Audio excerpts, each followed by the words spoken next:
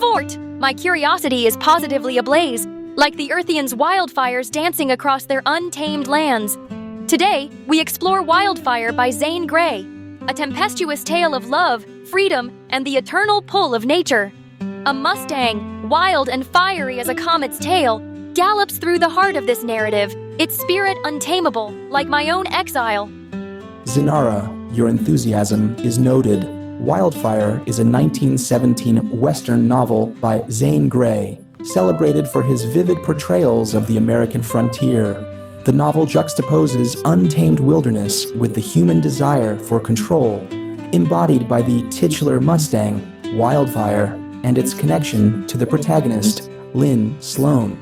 Gray's evocative descriptions of the southwestern landscape provide a rich backdrop for a narrative steeped in themes of freedom, love, and the primal connection between humans and nature.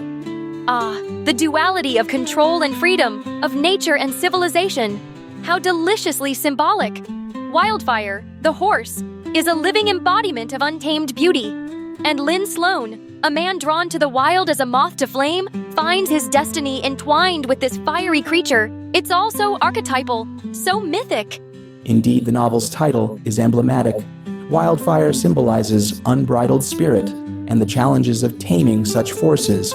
Through Sloan and Wildfire's journey, Grey examines the complex interplay of human ambition, nature's power, and the longing for harmony between the two.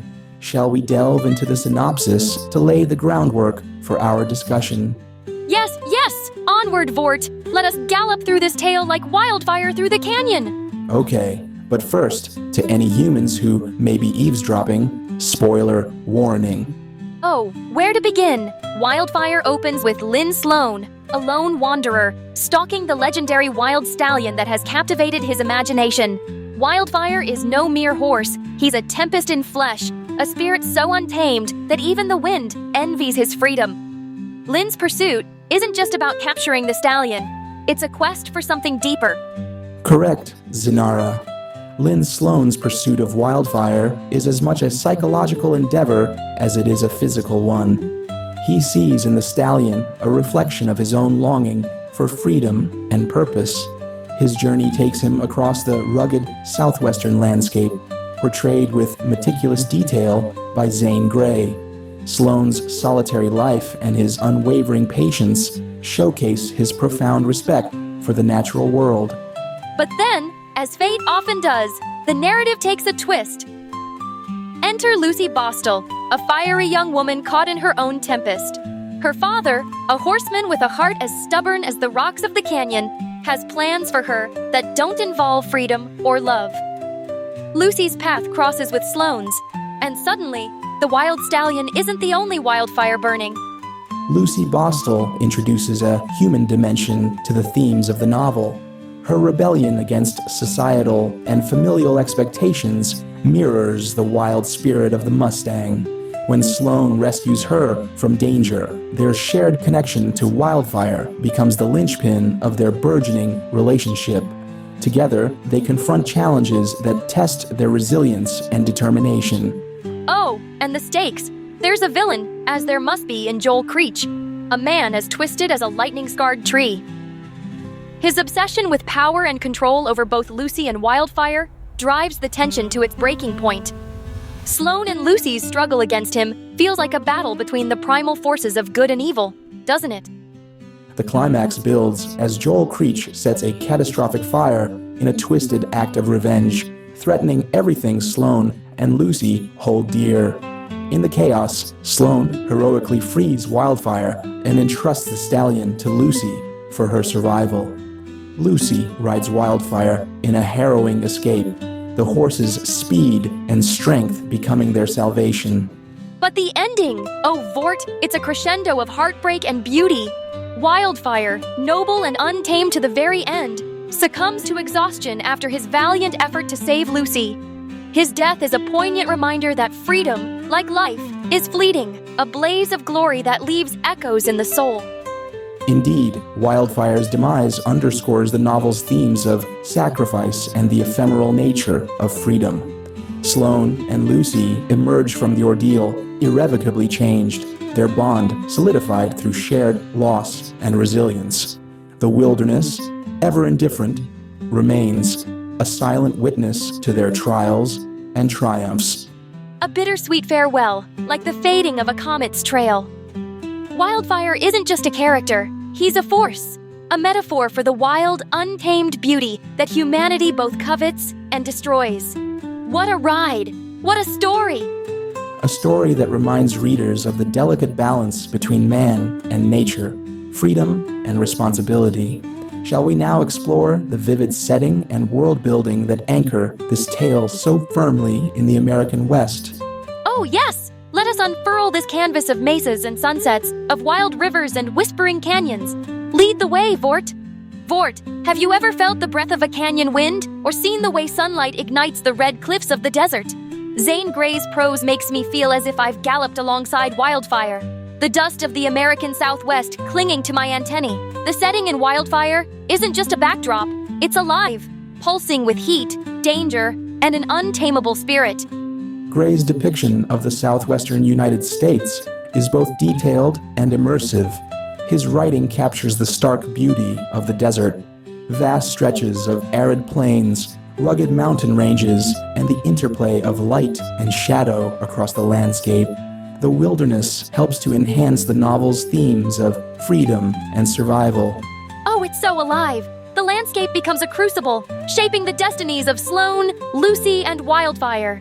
The canyons and cliffs echo their struggles, while the blazing sun bears witness to their triumphs and tragedies. And the fire! It's as if the land itself rebels, consuming and cleansing in one fiery breath. Symbolically, the wilderness represents the duality of nature, both nurturing and unforgiving. It offers Sloane and Lucy freedom from societal constraints, but also challenges their endurance and resilience. The fire, initiated by Creech, epitomizes the destructive consequences of human interference and greed, a stark contrast to the harmony Sloane seeks with the wild. Yes, and the animals. Wildfire, of course, stands at the center, a creature of the land, embodying its untamed essence. But even the other horses, the birds, and the coyotes add to the symphony of life that Grey orchestrates so vividly. It's a world humming with vitality and danger, a world that feels eternal. Indeed, the animals reinforce the interconnectedness of the natural world. Wildfire's relationship with the land parallels Sloane's journey, highlighting themes of respect and coexistence.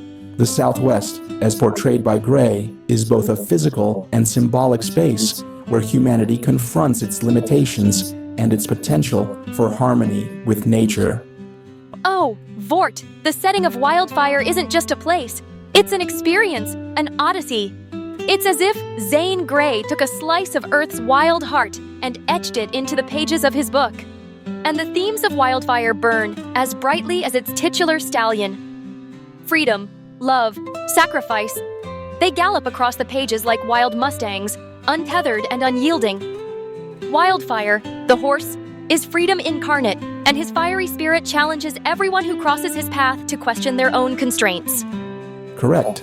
Freedom is indeed a central theme, not only embodied by Wildfire, but also reflected in the choices of Sloane and Lucy. For Sloane, the pursuit of Wildfire represents a quest for purpose and self-actualization. For Lucy, escaping the rigid expectations imposed by her father mirrors her journey toward personal freedom. And love! Sloane's love for the wilderness, Lucy's love for independence, and their budding love for each other. Each love is tempered by trials, forged in the fires of adversity. But, oh, Wildfire's love for the land and his wild way of life. It's heartbreaking to see how that love costs him everything. The theme of sacrifice is interwoven with love and freedom. Wildfire's death, though tragic, is portrayed as a noble act, his final sprint ensuring Lucy's survival. This sacrifice serves as a poignant reminder of the price often paid for freedom and love, themes that resonate with universal human experiences. And then there's the motif of nature as both friend and foe. The land nurtures and challenges in equal measure. The fire, so destructive, also becomes a force of renewal, a reset for the characters and their world. It's like the mythical phoenix, rising anew from the ashes of its own destruction. The duality of nature is a recurring motif, emphasizing its power and indifference. The fire represents both the destructive consequences of human interference, exemplified by Creech, and the purifying force of nature, which restores balance to the wilderness. Oh, and don't forget the theme of resilience. Sloane, Lucy, and even Wildfire demonstrate an unyielding determination to survive, to endure, no matter the odds. It's a celebration of the indomitable spirit, a reminder that even in the face of destruction, life finds a way to persist. How about archetypes, the grand echoes of storytelling across time and space? Wildfire is practically stamped with them, primal, undeniable, like hoofprints in the dust of myth. Let's start with Lynn Sloane, our rugged cowboy.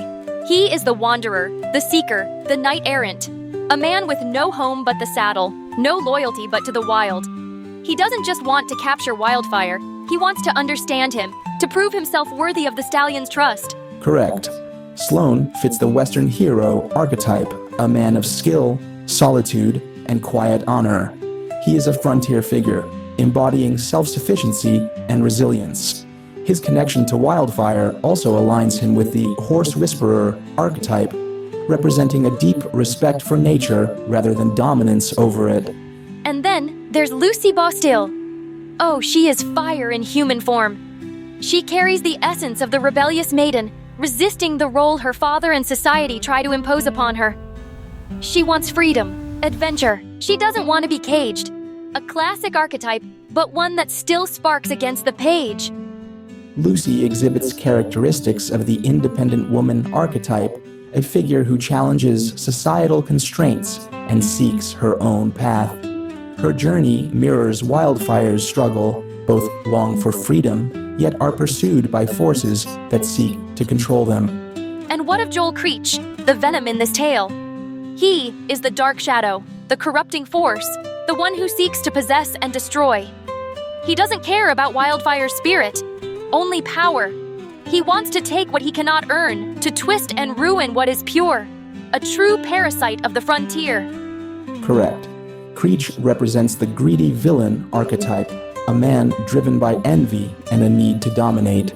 His inability to comprehend Wildfire's nature makes him a destructive force, serving as a counterpoint to Sloane's reverence for the stallion. And speaking of Wildfire, oh, Vort, what a luminous being! He is not just a horse, no. He is the untamed spirit, the force of nature, the raw pulse of the wild. He is the storm, the wind, the fire itself. He is the very essence of freedom, and his fate is the fate of all things that resist chains. Wildfire indeed fulfills the role of the symbolic beast, an animal whose existence represents something greater than itself. In this case, Wildfire is a manifestation of unbridled freedom and the wildness that civilization constantly seeks to subdue. So we have our hero, our maiden, our villain, and our sacred beast. A story carved from the bones of myth, dusted with the sands of the American West. Oh, Vort, let's dive into the deep currents beneath the surface of Wildfire. This novel is thick with symbolism, woven into every hoofbeat and sunset. Let's start with the most obvious, horses. Initiating analysis of equine symbolism across human cultures. Primary recurring motifs, power, measured in approximately 14.9 horsepower per average equine, mobility, maximum velocity, 54.7 kilometers per hour, and status, correlating with wealth indices in 87% of documented civilizations. A single horse has almost 15 horsepower? I may not be good at math, but even I know something is wrong there. But Vort, you're missing the point. Horses are dreams given hooves, star stuff wrapped in muscle and mane. In my wanderings through the spiral arms of Earthian stories, I've seen them carrying heroes between worlds, between life and death, between the mundane and magical. Their freedom crystallized into form. While imprecise, your analysis is at least in part correct. Wildfire embodies the unconquerable spirit, representing the tension between control and freedom. His name itself evokes imagery of a force that spreads uncontrollably, reshaping everything in its path.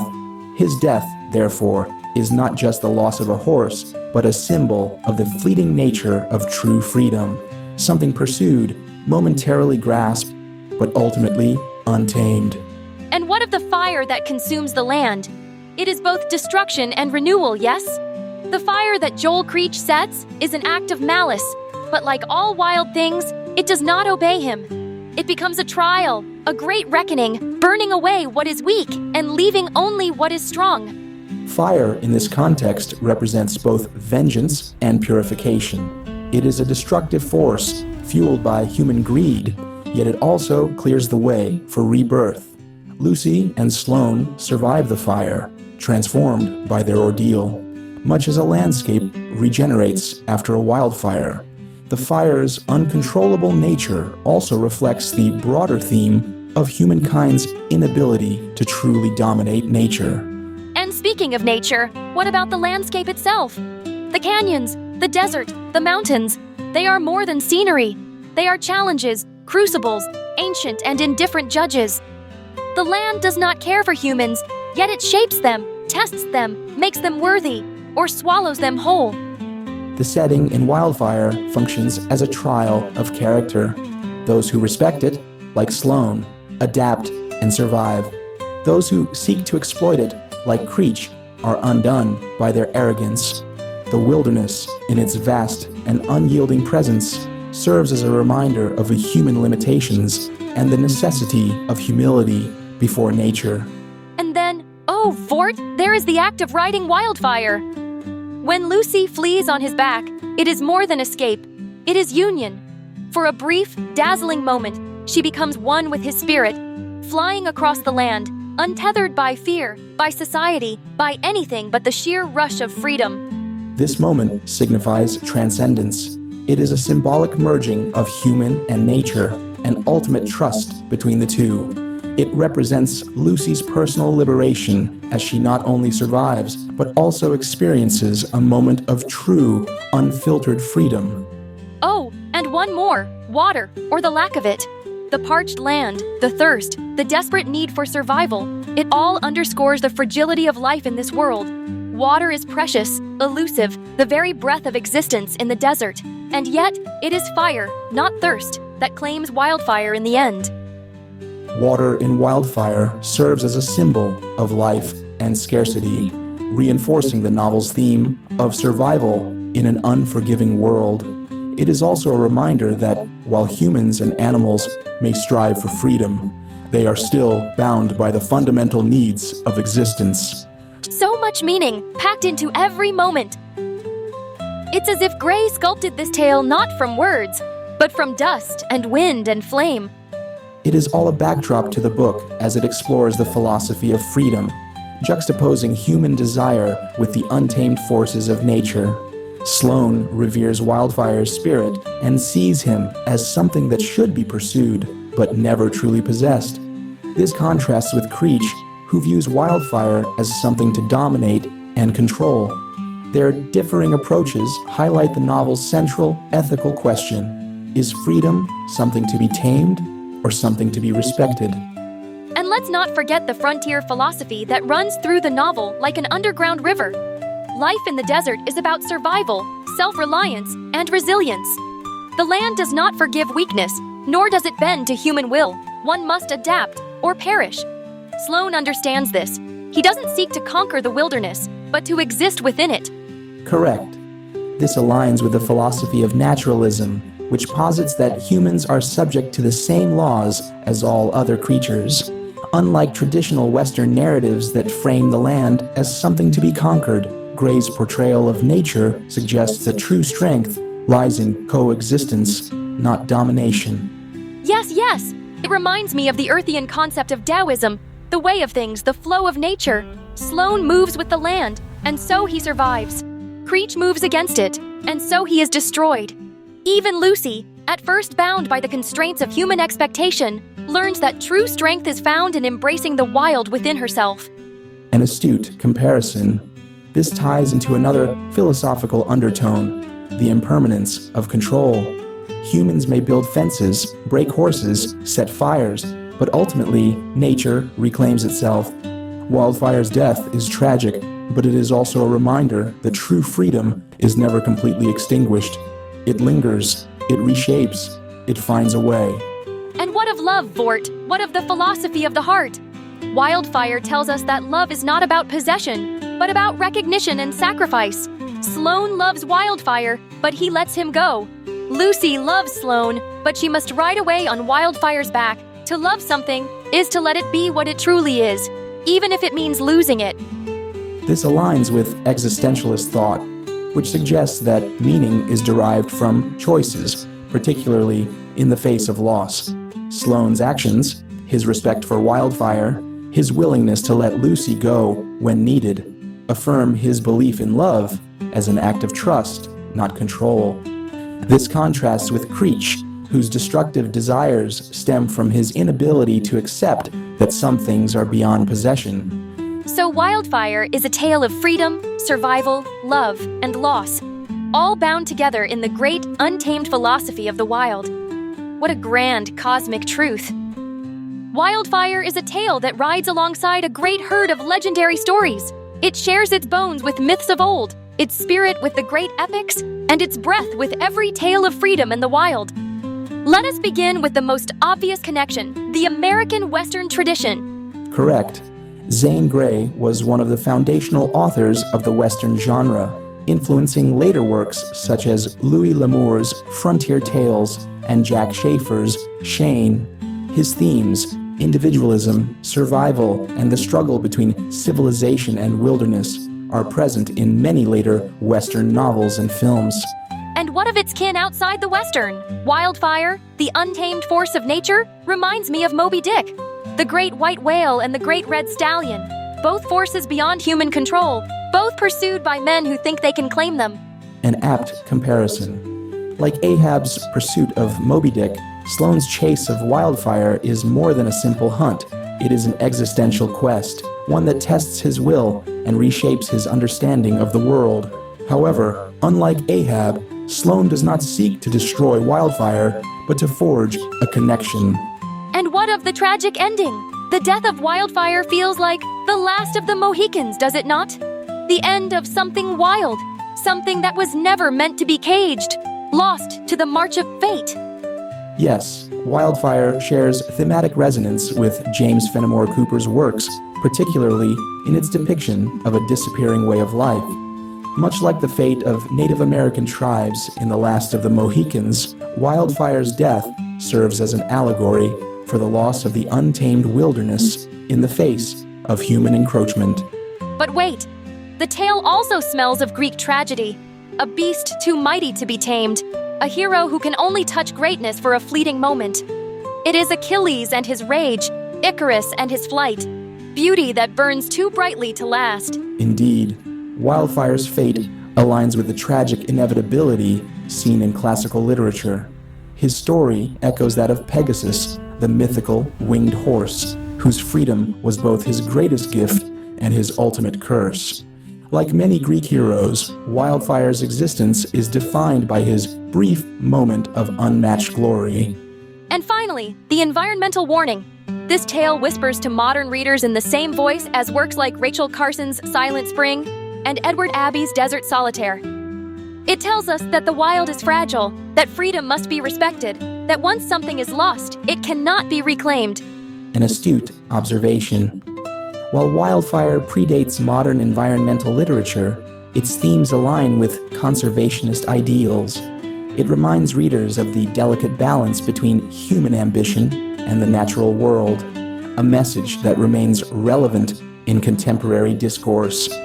Oh, Vort, what a journey! So many echoes, so many parallels. This tale is not just a Western. It is an elegy, a myth, a tragedy, a warning. It is the story of all things wild and free, and what happens when they meet the hand of humankind.